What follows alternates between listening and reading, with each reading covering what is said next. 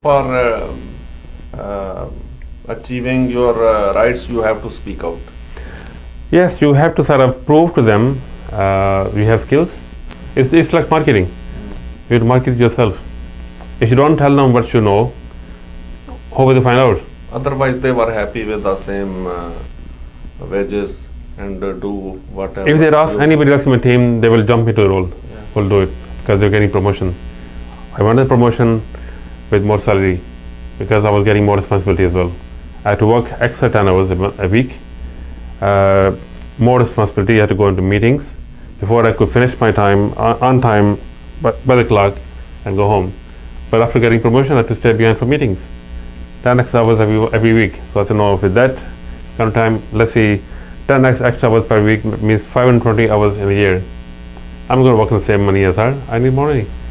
So after 2 or 3 weeks, they thought about that. Then they called me in a meeting. They said, Rahat, we'd like to offer the job to you and we'd like to accept your request. We'd like to pay you as much you asked for. So I worked with them for, let's say, a couple of years. And 2 years were great experience. I learned a lot of things from that hotel because I was so busy. I learned multitasking there. Started serving people a lot faster than I could do in a normal hotel. Only thing bad there was, this was a 3-star hotel. I was working in 5-star hotels in Pakistan, so I had to, I could have brought down my customer service skills because here we could say next. So you could have a long queue in front of you for 300 people. You couldn't really have long chat with someone because then you had to serve next person. I didn't want to bring down my own etiquette, my own manners, because I thought when I learned from 5-star hotel atmosphere, why should I bring myself to 3-star atmosphere? Although working here only temporarily. So I think here is very important message for our people who are listening us, that once you feel that you are able to take the responsibility, speak out and take responsibility and earn more. Yeah, of course. Earn more fame, earn more money, earn more piousness, righteousness, whatever you want. Of course. Yeah. Even in Pakistan, when I started working in a large hotel as a receptionist, from receptionist role to manager as front of house manager, it took people over 5 years time to get to that level because it requires lots of hierarchy in the middle. You have to go through lots of hierarchy and then you have to basically prove to everyone. And I got to that role within 1.5 years. I worked maybe instead of 9 hours, I used to work 12 hours a day. I was living alone. My parents were in different cities. So actually I could go and work 3 extra hours. And when they promoted me from receptionist to resident supervisor in Islamabad, a couple of my colleagues, they resigned in protest to threaten the management. No, what's going on? He's very junior. He just came. We train him. But my manager said, look, we train him. Yes, you train him. We agree with that. But then at the same time, this man can do a job of 3 people by himself. We had to hire you assistant as well, 2 assistants before you can do a job. So if we say this is extra mile and this is extra work and extra effort, if one can put, he can get the better results. Is it right? Yes, you're right there, Raj Bhai, because first of all, you have to show the people who you're working for that you are reliable. They can rely on you, they can sort of trust in you, and they can rely on you. And then you ask for the skills to get the job done, and you are committed. So when you can show your commitment, then of course people will sort of take you further. And as you mentioned that put 3 hours more than what was required. Yes. So it worked. It worked for me at the time because at that time I was very hungry for success. I didn't care about not getting extra money. I knew they will not pay me extra if I asked for it. But they really basically saw that I could get a job done. So at that time I wanted to succeed. So I didn't care about extra money for 3 hours. I thought, okay, for me the best thing is to work hard and go to that level. First then I can ask for more money. For example, when I came to London, I asked for more money and they paid me £4,000 more than my predecessor. At that time, because my skill was right, I could put my foot down and ask for more money. But in Islamabad, I couldn't do that. So what you say, it's a fire for achieving something? You had to ask for more money when it's the right time for you. If I ask for more money when I was totally inexperienced, they'll tell me get lost when I'm paying you more money. But when they realized, when other management in England realized I had the right skills, I could get more results, I could manage the team a lot easier than my predecessor. So I had the management skills, I had the sales skills. And hungry for success. And also was very, very motivated. Let me give you a small example of motivation. In my team in the hotel, we had 13 people at night team. So I was the night manager there. And then we had 2 night auditors, we had receptionists, and we had some night porters, security. In the evening, we'll have the night bar people working there, and night room service, night telephone operators at the time. So about 13, 14 people at night time, every night. This one night porter, he was from Ireland, working in London. His name was Patrick.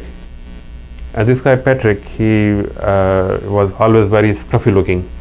He didn't care about his hair, he didn't care about his shirt. His shirt is dirty, collars are blackish, white collars are blackish.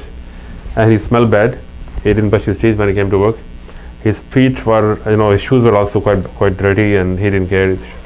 His trousers were never ironed. He didn't care. And every time he spoke to someone, even he was hovering on the floor, he'll have to swear on the carpet as well. F carpet, F this, F that. That was his language. So no one liked him basically, including myself, because he was okay. He gets the job done, but he had such a bad attitude. And he started calling me Rahat. I said, Patrick, that's not my name. So I'm sorry, I'm from Ireland. I never heard this name before. No, because this man, I had to sort of treat him better in a sort of proper way, because I was a manager. I had to manage him. If I didn't manage him properly, then basically, it won't work for me. So his name was Patrick, and he was the porter. And when he called me Rahat, I said, oh, thank you, Patrick. What did you just call me? Oh, your name, Patrick. I'm not F Patrick. Okay, I'm sorry, but I'm from Pakistan. I never heard this name before in Pakistan. So I'm also learning the name, like you're learning my name. And next day when he came in, he called me, oh, good morning, Rahat. Oh, thank you very much, Patrick. Look, I'm such a fast learner. You learn my name, I learn your name much better. So it's a better way of communication. I mean. No, I think because it's a skill. I would not recommend someone to be rude to someone, but because I was also his manager, so I had to sort of, tell him, if you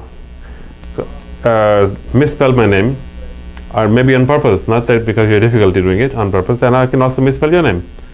Then it'll let you feel how you feel if someone has misspelled your name, call you a different name, it's not your name. Rahat was not my name was Rahat. And I never felt, any English person, any English colleague of mine in Europe or any European person had difficulty saying my name. It's only 5 letters, Rahat, R-A-H-A-T. So then he says to me one day, oh, Rahat, no one wants to train me.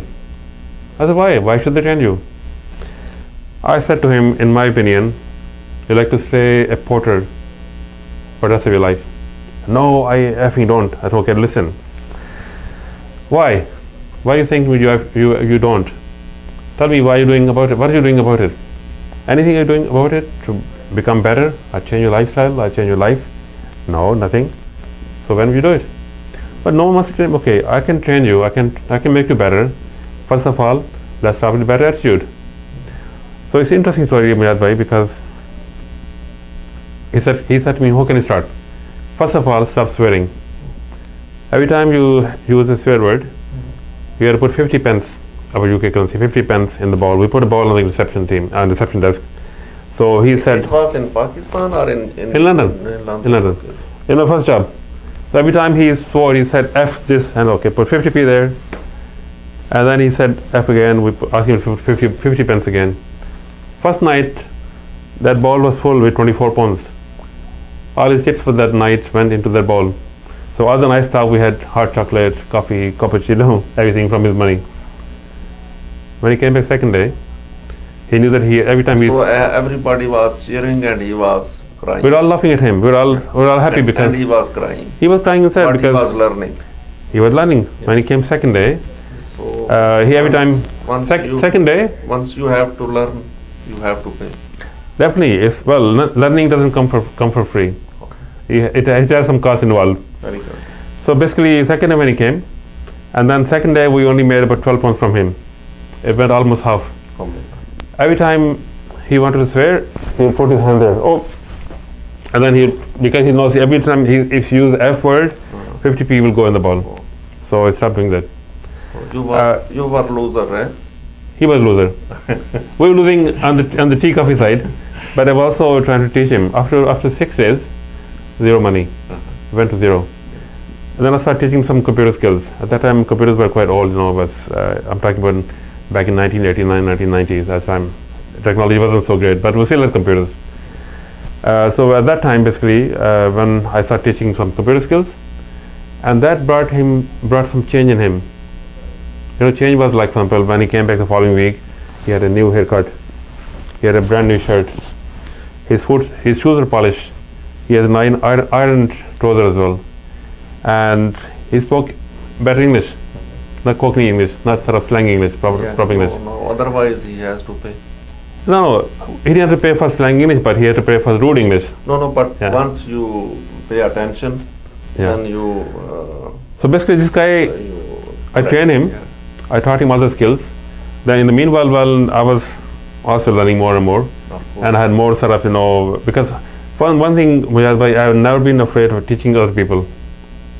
Once you teach, you learn also. A lot of people are afraid because they think if they teach someone, they will take the job. Now this guy did take my job, but I found a better job. That's why management asked me, Rahat, you leaving? Do you think he's ready?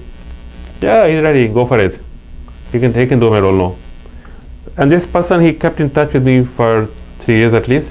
Then I think I must have changed my phone number, we lost touch. Every time he called, Rahat, you have changed my life. No, Patrick, I did not change your life. You changed. You changed your life yourself. Yeah. I just showed the right direction. Yeah. So this was a motivational example. The person was motivated, and I was motivated by my general manager in Pakistan, who had done a master's degree from America in hotel management, and I thought, okay, if I stayed in Pakistan for 35 years, with my hair grey, I may not still reach to that level. So let's go for education. So that's why I moved to UK. So it's maybe reciprocal or something, that you are example for somebody and somebody